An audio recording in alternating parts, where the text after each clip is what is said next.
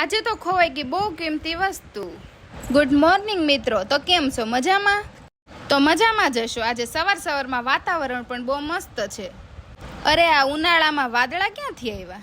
તો મિત્તુ પણ જાગી ગઈ છે ને મારા સાસુ એને રમાડે છે.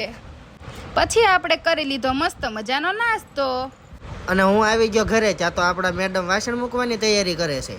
તો કરી લીધા આપણે બધા વાસણ ભેગા, તો મૂકી દીધા બધા વાસણ ઘોડામાં.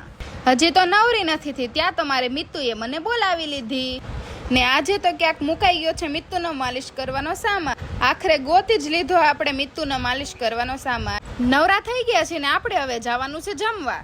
જમવા આવ્યા પછી ખબર પડી કે અહીંયા તો ઊભું રહેવાની પણ જગ્યા નથી. તો પણ આપણે આપણી ડીશ લઈને બેસી ગયા જમવા.